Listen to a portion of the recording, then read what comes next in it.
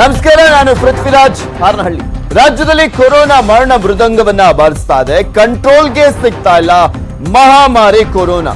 ಸೋಂಕು ಸಾವಿನ ಸಂಖ್ಯೆ ದಿನೇ ದಿನೇ ಏರಿಕೆ ಆಗ್ತಾನೆ ಇದೆ.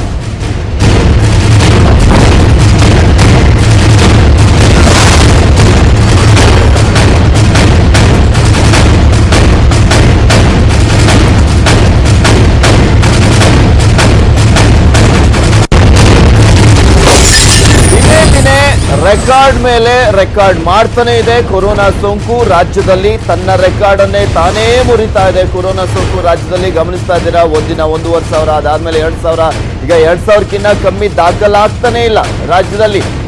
ನಿನ್ನೆ ಕೂಡ 2,000 ಗಡಿಯನ್ನ ದಾಟಿದೆ. ಅಂದ್ರೆ 2,313 ಕೇಸ್ಗಳು ದಾಖಲಾಗಿರುವಂತದ್ದು. ಈ ಮೂಲಕ ಒಟ್ಟು ರಾಜ್ಯದಲ್ಲಿ ಕೊರೋನಾ ಸೋಂಕಿತರ ಸಂಖ್ಯೆ ದಾಖಲಾಗಿರುವಂತದ್ದು 33,418. ಬೆಂಗಳೂರಿನಲ್ಲಿ ಮತ್ತೊಂದು ದಾಖಲೆ ಆಗಿರುವಂತದ್ದು ಒಂದು ದಿನದಲ್ಲಿ, ಅದು 1,447 ಪ್ರಕರಣಗಳು ದಾಖಲಾಗಿದ್ದಾವೆ. ಒಟ್ಟು ಬೆಂಗಳೂರಿನಲ್ಲಿ 15,329 ಪ್ರಕರಣಗಳು ದಾಖಲಾದಂತಾಯ್ತು. ಸಾವಿನ ಸಂಖ್ಯೆ ನಿನ್ನೆ 57 ದಾಖಲಾಗಿದೆ. ಒಟ್ಟು ಇದುವರೆಗೂ ರಾಜ್ಯದಲ್ಲಿ ಸಾವನ್ನಪ್ಪಿದವರ ಸಂಖ್ಯೆ 543ಕ್ಕೆ ಏರಿಕೆ ಆಯಿತು. 10 ದಿನಗಳಲ್ಲಿ ಭಾರಿ ಪ್ರಮಾಣದಲ್ಲಿ ಏರಿಕೆಯನ್ನ ಕಾಣ್ತಾ ಇದೆ. ಸೋಂಕು 200ರಿಂದ 400ರಷ್ಟು ಸೋಂಕು ಹೆಚ್ಚಳವಾಗಿರುವಂತದ್ದು ರಾಜ್ಯದಲ್ಲಿ. ಬೆಂಗಳೂರಿನ ಸೋಂಕಿನದ್ದೇ ಸಿಂಹಪಾಲು ರಾಜ್ಯದಲ್ಲಿ ಇರುವಂತದ್ದು. ರಾಜ್ಯದಲ್ಲಿ ಟೋಟಲ್ ಆಗಿ ದಾಖಲಾಗಿರುವಂತಹ ಸೋಂಕಿತರ ಸಂಖ್ಯೆಯಲ್ಲಿ ಅರ್ಧಕ್ಕರ್ಧ ಬೆಂಗಳೂರಿನದ್ದೇ ಇದೆ. 30 ಜಿಲ್ಲೆಗಳಲ್ಲಿ 4 ಜಿಲ್ಲೆಗಳದ್ದೇ ಭಾರಿ ಆತಂಕ ಎದುರಾಗಿದೆ. ಬೆಂಗಳೂರು, ಬೆಳಗಾವಿ, ತುಮಕೂರು, ಮಂಡ್ಯ ಈ ಜಿಲ್ಲೆಗಳಲ್ಲಿ 400ರಷ್ಟು ಕೊರೋನಾ ಸೋಂಕು ದಾಖಲಾಗ್ತಾ ಇದೆ. 7 ಜಿಲ್ಲೆಗಳಲ್ಲಿ 300ರಷ್ಟು ಕೊರೋನಾ ಸೋಂಕು ದಾಖಲಾಗ್ತಾ ಇರುವಂತದ್ದು. 10 ಜಿಲ್ಲೆಗಳಲ್ಲಿ 200ರಷ್ಟು ಕೊರೋನಾ ಸೋಂಕು ದಾಖಲಾಗ್ತಾ ಇದೆ. ಸೋಂಕು ಹೆಚ್ಚಳದ ಬಗ್ಗೆ ಸರ್ಕಾರಕ್ಕೆ ತಲೆಬಿಸಿ ಶುರುವಾಗಿರುವಂತದ್ದು. ಯಾಕೆಂದ್ರೆ ಇವರೊಂದು 100% ಅಥವಾ 50% ಅಷ್ಟು ಜಾಸ್ತಿ ಆಗಬಹುದು ಅಂತ ಅಂದ್ಕೊಂಡಿದ್ರು. ಆದ್ರೆ ಆ ಲೆಕ್ಕ ಎಲ್ಲ ತಲೆ ಕೆಳಕಾಗಿ 400ರಷ್ಟು, 300ರಷ್ಟು, 200ರಷ್ಟು ಈ ರೀತಿಯಾಗಿ ಈ ಹಿಂದಿನ ಪ್ರಕರಣವನ್ನ ಕಂಪೇರ್ ಮಾಡಿದ್ರೆ ಅದಕ್ಕೆ ಡಬಲ್ಲು, ತ್ರಿಬಲ್ಲು ಈ ರೀತಿಯಾಗಿ ಆ ಪ್ರಕರಣಗಳು ಜಾಸ್ತಿ ಆಗ್ತಾ ಹೋಗ್ತಾ ಇರುವಂತದ್ದು. ತಜ್ಞರು ಸಾಕಷ್ಟು ಜನ ಅಭಿಪ್ರಾಯವನ್ನ ವ್ಯಕ್ತಪಡಿಸ್ತಾ ಇದ್ರು. ಫುಲ್ ಕಂಪ್ಲೀಟ್ ಆಗಿ ಹೈಪ್ ಹೋಗ್ಬಿಟ್ಟು ಅದಾದ ನಂತರ ಡೌನ್ ಆಗುವಂತ ಸಾಧ್ಯತೆಗಳು ಇದಾವೆ ಅಂತ ಬೇರೆ ಬೇರೆ ದೇಶಗಳಲ್ಲಿ ಕೊರೋನಾ ಸೋಂಕನ್ನ ಗಮನಿಸಿದಂತ ಸಂದರ್ಭದಲ್ಲಿ ಅದು ಸ್ಪಷ್ಟವಾಗಿ ಗೊತ್ತಾಗುತ್ತೆ. ಇಟಲಿ ಆಗ್ಲಿ, UK ಆಗ್ಲಿ, ಈ ಒಂದು ದೇಶಗಳಲ್ಲೂ ಕೂಡ ಅಷ್ಟೇ ಸ್ಟಾರ್ಟಿಂಗ್ ಮೊದಲ ಹಂತದಲ್ಲಿ ಈ ಒಂದು ಸೋಂಕು ಕಾಣಿಸಿಕೊಂಡಂತ ಸಂದರ್ಭದಲ್ಲಿ ದಿನಕ್ಕೆ 20,000, 30,000 ದಾಖಲಾಗ್ತಾ ಇತ್ತು. ಈಗ ಕಂಪ್ಲೀಟ್ ಆಗಿ ಕಡಿಮೆ ಆಗ್ತಾ ಇದೆ. ಅದೇ ರೀತಿಯಾಗಿ ಆಗುವಂತ ಸಾಧ್ಯತೆ ಇದೆ ರಾಜ್ಯದಲ್ಲೂ ಕೂಡ. ಇದೆಲ್ಲದ್ರ ಬಗ್ಗೆ ಕಂಪ್ಲೀಟ್ ಡೀಟೇಲ್ಸ್ ಅನ್ನ ನೀಡ್ತಾರೆ ನಮ್ಮ ಪ್ರತಿನಿಧಿ ಸೌಮ್ಯ ಕಳಸ. ದೂರವಾಣಿ ಸಂಪರ್ಕದಲ್ಲಿದ್ದಾರೆ. ಸೌಮ್ಯ ಕಳಸ, ಸುಧಾಕರ್ ಅವರು ಹೇಳಿದ ರೀತಿಯಲ್ಲೇ ನಾವ್ಯಾವತ್ತೂ ಕೂಡ ಎಕ್ಸ್ಪೆಕ್ಟ್ ಮಾಡಿರಲಿಲ್ಲ. ಜುಲೈ ಎಂಡಲ್ಲಿ ಎಕ್ಸ್ಪೆಕ್ಟ್ ಮಾಡಿದ್ದಂಥದ್ದು ಆ ಲೆಕ್ಕ ಈಗಲೇ ಸಿಗ್ತಾ ಇದೆ ರಾಜ್ಯದಲ್ಲಿ ಅಂತ ಆತಂಕವನ್ನ ವ್ಯಕ್ತಪಡಿಸಿದ್ರು.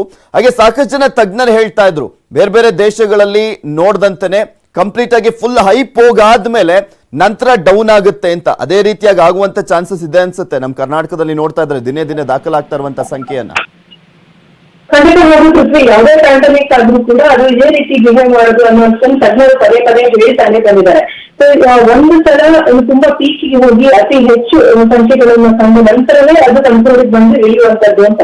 ಆದ್ರೆ ನಮ್ಮ ರಾಜ್ಯದಲ್ಲಿ ನೋಡಿದ್ರೆ ಒಟ್ಟಾರೆ ಪರಿಸ್ಥಿತಿಯನ್ನ ಜುಲೈ ತಿಂಗಳು ಮಾತ್ರ ಅಲ್ಲ, ಆಗಸ್ಟ್ ವರೆಗೆ ಕೂಡ ಇದೇ ರೀತಿ ಪರಿಸ್ಥಿತಿ ಇರುತ್ತೆ ಅಂತ. ಪ್ರತಿ ದಿನದ ಸಂಖ್ಯೆ ಹೊಸ ದಾಖಲೆಯನ್ನೇ ಬರಿತಾ ಹೋಗ್ತಾ ಇದೆ. ಸೋಂಕಿತರ ಸಂಖ್ಯೆ ಇರ್ಬೋದು ಅಥವಾ ಸಾವಿನ ಸಂಖ್ಯೆ ಇರ್ಬೋದು. ಸೊ ಈ ರೀತಿ ಆಗ್ತಾ ಇರುವಂತದ್ದು ಇದು ತುಂಬಾ ಸಹಜವಾದ ಬೆಳವಣಿಗೆ ಅನ್ನೋ ಮಾತ್ರ ತಜ್ಞರು ಹೇಳ್ತಾರೆ. ನಮ್ಗೆಲ್ಲ ಆ ನಂಬರ್ಸ್ ನೋಡಿದ್ರೆ ನಿಜಕ್ಕೂ ಗಾಬರಿ ಆಗುತ್ತೆ, ಹೌದು. ಆದ್ರೆ ಯಾವುದೇ ಒಂದು ಪ್ಯಾಂಡಮಿಕ್ ಆದ್ರೂ ಕೂಡ ಅದು ಇದೇ ರೀತಿ ಬಿಹೇವ್ ಮಾಡೋದು.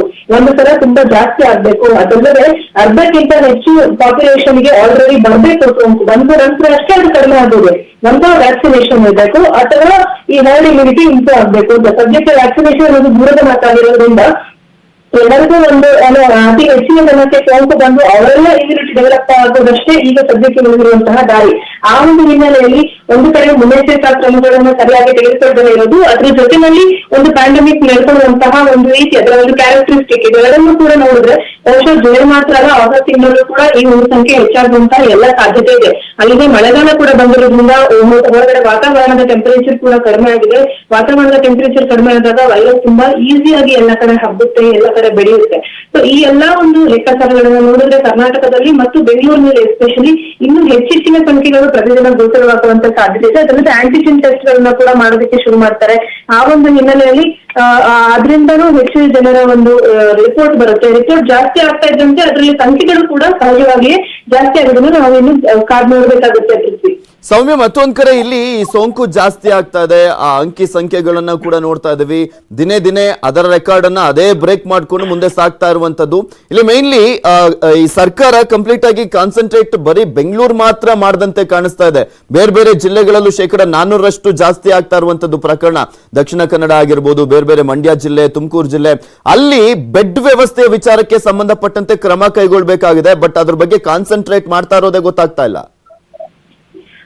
ನಾವಾಗ್ಲೇ ನೋಡಿದಾಗೆ ಇಡೀ ರಾಜ್ಯದ ಒಟ್ಟಾರೆ ಎಷ್ಟು ಪ್ರಕರಣ ಇರುತ್ತೆ ಅದರಲ್ಲಿ ಆಲ್ಮೋಸ್ಟ್ ಅರ್ಧ ಅಥವಾ ಅರ್ಧಕ್ಕಿಂತ ಹೆಚ್ಚು ಬರೀ ಬೆಂಗಳೂರಿನಲ್ಲಿ ನೋಡ್ತಾ ಇದ್ವಿ. ಸೊ ಸಹಜವಾಗಿಯೇ ಕಾನ್ಸಂಟ್ರೇಷನ್ ಬೆಂಗಳೂರು ಕಡೆ ಹೋಗಿದೆ. ಅದಲ್ಲದೆ ಬೇರೆ ಕಡೆ ಏನು ಕಾನ್ಸಂಟ್ರೇಷನ್ ಇಲ್ಲ ಅಂತಲ್ಲ, ಆಯಾ ಜಿಲ್ಲೆಗಳ ಉಸ್ತುವಾರಿಯನ್ನು ಕಂಪ್ಲೀಟ್ ಆಗಿ ಅಲ್ಲಿ ಡಿಸಿಗಳಿಗೆ, ಡಿಎಚ್ಒಗಳಿಗೆ ಕೊಟ್ಟಿದ್ದಾರೆ. ಸೊ ಅವರಿಗೆ ಹೆಚ್ಚುವರಿ ಹಾಸಿಗೆಗಳ ಅವಶ್ಯಕತೆ ಇದೆ, ಹೆಚ್ಚುವರಿಯಾಗಿ ಆಸ್ಪತ್ರೆಗಳನ್ನು ನೋಟಿಫೈ ಮಾಡಬೇಕು ಅನ್ನುವಂತ ಸಂದರ್ಭದಲ್ಲಿ ಸಂಪೂರ್ಣ ನಿರ್ಧಾರವನ್ನ ಅವರೇ ತೆಗೆದುಕೊಳ್ಳುವಂತಹ ಒಂದು ಫ್ರೀಡಮ್ ಅನ್ನು ಅವರಿಗೆ ಕೊಡಲಾಗಿದೆ. ಜೊತೆಗೆ ಅದಕ್ಕೆ ಫಂಡ್ಸ್ ಕೂಡ ಕೊಡಲಾಗಿದೆ. ಸೊ ಆ ಒಂದು ಕಾರಣದಿಂದ ಆಯಾ ಜಿಲ್ಲೆಯ ಪರಿಸ್ಥಿತಿಗೆ ಅನುಗುಣವಾಗಿ ಅವರವರೇ ಅದನ್ನ ನಿರ್ಧಾರ ತಗೊಂಡು ಮಾಡಬೇಕಾಗುತ್ತೆ. ಬೆಂಗಳೂರಿನಲ್ಲಿ ಪ್ರತಿದಿನ ಕೂಡ ನಾವು 1000ಕ್ಕಿಂತ ಹೆಚ್ಚು ಕೇಸಸ್ ನೋಡ್ತಾ ಇರೋದ್ರಿಂದ ಒಂದೇ ಸಲ ಇಷ್ಟು ದೊಡ್ಡ ಮಟ್ಟಿಗೆ ಫೆಸಿಲಿಟಿ ಅವಶ್ಯಕತೆ ಇರೋದ್ರಿಂದ ಕಾನ್ಸಂಟ್ರೇಷನ್ ಇಲ್ಲೇ ಜಾಸ್ತಿಯಾಗಿ ನಾವು ನೋಡ್ತಾ ಇದೀವಿ. ಓಕೆ, ಥ್ಯಾಂಕ್ ಯು ಸೌಮ್ಯ ಕಳಸನ್ ಎಲ್ಲ ಡೀಟೇಲ್ಸ್ಗಾಗಿ. ಕೊರೋನಾ ಕಂಟ್ರೋಲ್ಗೆ ಸರ್ಕಾರ ಸರ್ಕಸ್ ಅನ್ನ ಮಾಡ್ತಾ ಇದೆ. ಇಂದಿನಿಂದ ರ್ಯಾಪಿಡ್ ಆಂಟಿಜೆನ್ ಕಿಟ್ ಮೂಲಕ ಟೆಸ್ಟ್ ಅನ್ನ ನಡೆಸಲಾಗುತ್ತೆ. ರಾಜ್ಯದಲ್ಲಿ ಕೇವಲ 20 ನಿಮಿಷದಲ್ಲೇ ಬರಲಿದೆ ಕೊರೋನಾ ರಿಪೋರ್ಟ್.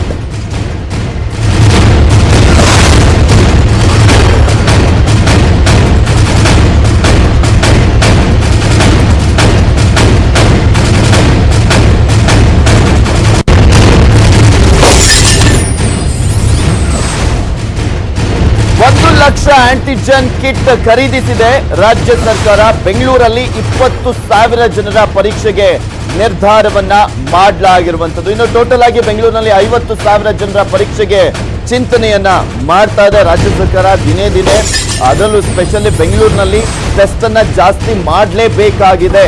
ಯಾಕೆಂದ್ರೆ ಅತಿ ಹೆಚ್ಚು ಸೋಂಕು ಕಂಡು ಬರ್ತಾ ಇರುವಂತದ್ದು ಬೆಂಗಳೂರಿನಲ್ಲೇ. ಒಂದು ಆಂಟಿಜೆನ್ ಕಿಟ್ ಬೆಲೆ 450 ರೂಪಾಯಿ. ಇನ್ಮುಂದೆ 2-3 ದಿನ ಕಾಯಬೇಕಾಗಿಲ್ಲ. ಕೇವಲ 20 ನಿಮಿಷದಲ್ಲೇ ಬರಲಿರುವಂತದ್ದು ಕೊರೋನಾ ರಿಪೋರ್ಟ್. ಸೊ ಅದನ್ನ ಯಾವ ರೀತಿಯಾಗಿ ಮ್ಯಾನೇಜ್ ಮಾಡುತ್ತೆ ಸರ್ಕಾರ ಅನ್ನೋದನ್ನ ಕೂಡ ಕಾದು ನೋಡಬೇಕಾಗಿದೆ.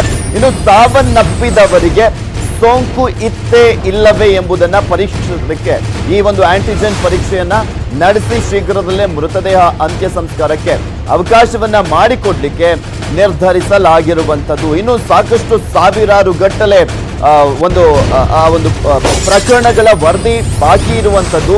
ಅದನ್ನ ಕೂಡ ಈಗ ರಿಪೋರ್ಟ್ ನಲ್ಲಿ ಬೇಗ ಕೊಡುವಂತ ನಿಟ್ಟಿನಲ್ಲಿ ಈ ಒಂದು ಆಂಟಿಜೆನ್ ಕಿಟ್ ಅನ್ನ ಈಗ ಉಪಯೋಗ ಮಾಡುವಂತ ಸಾಧ್ಯತೆ ದಟ್ಟವಾಗಿದೆ.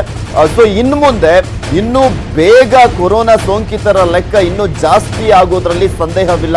ಆಂಟಿಜೆನ್ ಕಿಟ್ ಇಂದ ಅತಿ ವೇಗವಾಗಿ ಒಂದು ಪ್ರಕರಣಗಳ ವರದಿ ಸಿಗುವಂತ ಹಿನ್ನೆಲೆಯಲ್ಲಿ ಇದ್ರ ಬಗ್ಗೆ ಮತ್ತಷ್ಟು ಡೀಟೇಲ್ಸ್ ಅನ್ನ ನೀಡ್ತಾರೆ ನಮ್ಮ ಪ್ರತಿನಿಧಿ ಸೌಮ್ಯ. ಸೌಮ್ಯ, ಈಗ ಆಲ್ರೆಡಿ ರೆಕಾರ್ಡ್ ಮೇಲೆ ರೆಕಾರ್ಡ್ ಆಗ್ತಾನೆ ಇದೆ ರಾಜ್ಯದಲ್ಲಿ ಸೋಂಕಿನ ಲೆಕ್ಕ. ಈಗ ಆಂಟಿಜೆನ್ ಕಿಟ್ ಅನ್ನ ಕೂಡ ಉಪಯೋಗ ಮಾಡಲಿರುವಂತದ್ದು ಇವತ್ತಿನಿಂದ.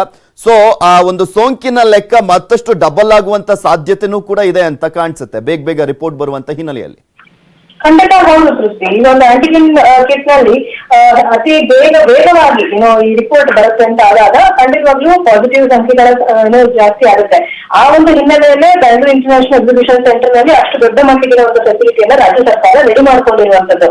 ಇನ್ನು ಆಂಟಿಜೆನ್ ಟೆಸ್ಟ್ ಏನಿದೆ, ಈ ಒಂದು ಆಂಟಿಜೆನ್ ಟೆಸ್ಟ್ ಅಲ್ಲಿ ಒಂದು ಬೆನಿಫಿಟ್ ಏನು ಅಂತಂದ್ರೆ, ಇದುವರೆಗೆ ಇದ್ದಂತಹ ಬೇರೆ ತುರ್ತಾಗಿ ನಾವು ಏನು ರಿಪೋರ್ಟ್ ತಗೊಳ್ಳೋ ಜಾರ್ ಟೆಸ್ಟ್ ಇರ್ಬೋದು, ಬೇರೆ ಮೇಜರ್ ಟೆಸ್ಟ್ ಇರ್ಬೋದು, ಇದೆಲ್ಲದರಲ್ಲೂ ಕೂಡ ಒಂದು ಸೆಕೆಂಡರಿ ಕನ್ಫರ್ಮೇಶನ್ಗೋಸ್ಕರ ಮತ್ತೆ RT-PCR ಮಾಡಲೇಬೇಕಿದೆ. ಒಂದು ರಕ್ತದ ಮಾದರಿಯನ್ನು ತಗೊಂಡು ಲ್ಯಾಬಿಗೆ ಕಳಿಸಿ ಅಲ್ಲಿನ ಒಂದು ರಿಸಲ್ಟ್ ಸೆಕೆಂಡರಿ ಕನ್ಫರ್ಮೇಶನ್ ಕಡ್ಡಾಯವಾಗಿ ಬೇಕಾಗಿತ್ತು. ಆದ್ರೆ ಆಂಟಿಜೆನ್ ಟೆಸ್ಟ್ ನ ಒಂದು ಬೇಟರ್ ಪಾಸಿಟಿವ್ ಪಾಯಿಂಟ್ ಏನು ಅಂತಂದ್ರೆ, ಇಲ್ಲಿ RT-PCR ನ ಅವಶ್ಯಕತೆ ಇರುವುದಿಲ್ಲ. ಕೇವಲ ಆಂಟಿಜೆನ್ ಟೆಸ್ಟ್ ಮಾಡಿದ್ರೆ ಸಾಕಾಗುತ್ತೆ, ಅಲ್ಲಿ ಒಂದು ಪಕ್ಕ ಕನ್ಫರ್ಮೇಶನ್ ಸಿಗುತ್ತೆ, ಇಮಿಡಿಯೇಟ್ ಆಗಿ ಟ್ರೀಟ್ಮೆಂಟ್ ಶುರು ಮಾಡಬಹುದು. ಪಾಸಿಟಿವ್ ಅಂತ ಬಂದವರಿಗೆ, ನೆಗೆಟಿವ್ ಅಂತ ಬಂದವರು ಅವರು ಕೂಡ ನಿರಾಳರಾಗಿ ಇರಬಹುದು. ಅದಲ್ಲದೆ ನಾವು ಇವಾಗ ಮಾಡ್ತಾ ಇರುವಂತಹ ಟೆಸ್ಟ್ ಗಳ ಸಂಖ್ಯೆ ಏನಿದೆ ಅದರಲ್ಲಿ ಬ್ಯಾಕ್ಲಾಗ್ ಆಗಿರೋದ್ರ ಜೊತೆನಲ್ಲಿ ಎಷ್ಟು ಪಾಸಿಟಿವ್ ಕೇಸಸ್ ಬರ್ತಾ ಇದೆಯೋ ಆ ಎಲ್ಲ ಪಾಸಿಟಿವ್ ಕೇಸಸ್ ನ ಪ್ರೈಮರಿ ಅಂಡ್ ಸೆಕೆಂಡರಿ ಕಾಂಟ್ಯಾಕ್ಟ್ಸ್ ನ ಅಷ್ಟು ಜನರ ಪರೀಕ್ಷೆ ಮಾಡೋದಕ್ಕೆ ಸಾಧ್ಯ ಆಗ್ತಾ ಇಲ್ಲ. ಅವರೆಲ್ಲರ ಒಂದು ಪರೀಕ್ಷೆಯ ರಿಸಲ್ಟ್ ಒಂದು ವಾರ ಕೂಡ ಅನೇಕ ಕಡೆ ಡಿಲೇ ಆಗಿರುವಂತದ್ದು.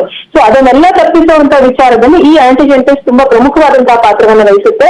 ಒಬ್ಬ ವ್ಯಕ್ತಿ ಯಾರಾದ್ರೂ ಪಾಸಿಟಿವ್ ಅಂತ ಗೊತ್ತಾದ್ರೆ ಇಮಿಡಿಯೇಟ್ ಆಗಿ ಆನ್ ದ ಸ್ಪಾಟ್ ಅಲ್ಲೇನೆ ಹೋಗುವಂತಹ ಒಂದು ಆರೋಗ್ಯ ಇಲಾಖೆ ಸಿಬ್ಬಂದಿ ಇಮಿಡಿಯೇಟ್ ಆಗಿ ಅಲ್ಲೇ ಇರುವಂತಹ ಅಷ್ಟು ಪ್ರೈಮರಿ ಅಂಡ್ ಸೆಕೆಂಡರಿ ಕಾಂಟ್ಯಾಕ್ಟ್ಸ್ ನ ಒಂದು ಟೆಸ್ಟಿಂಗ್ ಒಂದೇ ದಿನದಲ್ಲಿ ಮಾಡಿ ಮುಗಿಸ್ಬೋದು. ಸೊ ಈ ತರ ಆದಾಗ ಹೆಚ್ಚೆಚ್ಚು ಪರೀಕ್ಷೆಗಳಾಗುತ್ತೆ ಅಂಡ್ ಸಹಜವಾಗಿಯೇ ಆ ಒಂದು ಸೋಂಕಿತರ ಸಂಖ್ಯೆ ಕೂಡ ನಾವಿನ್ನು ಜಾಸ್ತಿನೇ ನೋಡ್ಬೇಕಾಗುತ್ತೆ.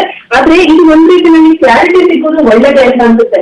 ಸೋಂಕಿತರ ಸಂಖ್ಯೆ ಎಷ್ಟು ಜಾಸ್ತಿ ಆದ್ರೂ ಪರವಾಗಿಲ್ಲ, ಸಾವಿನ ಸಂಖ್ಯೆ ಕಡಿಮೆ ಆಗ್ಬೇಕು ಅನ್ನುವಂಥದ್ದು ರಾಜ್ಯ ಸರ್ಕಾರದ ಮುಂದಿರುವಂತಹ ಬಹುದೊಡ್ಡ ಗುರಿ. ಸೋಂಕಿತರು ಜಾಸ್ತಿ ಎಷ್ಟು ಇದ್ರೂ ಕೂಡ ಒಂದು ವಾರದಲ್ಲಿ ಅವರು ಟ್ರೀಟ್ಮೆಂಟ್ ಮುಗಿಸ್ಕೊಳ್ತಾರೆ, ಗುಣ ಆಗ್ತಾರೆ, ಹೋಗ್ತಾರೆ. ನಮ್ಮ ಒಂದು ಗುಣ ಆಗುವಂತಹ ಪರ್ಸೆಂಟೇಜ್ ಏನಿದೆ ಅದು ಉತ್ತಮವಾಗಿದೆ ನಮ್ಮ ದೇಶದಲ್ಲಿ. ಆ ಒಂದು ಹಿನ್ನೆಲೆಯಲ್ಲಿ ಆರಂಭಿಕ ಹಂತದಲ್ಲೇ ಗೊತ್ತಾಗುವಂತದ್ದು, ಅವರು ಸಿಂಪ್ಟಮ್ಸ್ ಇಗ್ನೋರ್ ಮಾಡುವಂತದ್ದು, ಇದು ಯಾವುದನ್ನು ನಾವು ನೋಡೋದಿಲ್ಲ ಆಂಟಿಜೆನ್ ಟೆಸ್ಟ್ ಬಂದ್ರೆ ಅನ್ನುವಂತ ಲೆಕ್ಕಾಚಾರ ರಾಜ್ಯ ಸರ್ಕಾರಕ್ಕೆ ಸದ್ಯದಲ್ಲಿ ಇದೆ. ಓಕೆ, ಥ್ಯಾಂಕ್ ಯು ಸೌಮ್ಯ ನಿಮ್ಮೆಲ್ಲ ಡೀಟೇಲ್ಸ್ಗಾಗಿ. ಕೊರೋನಾಗೆ ಈ ವರ್ಷ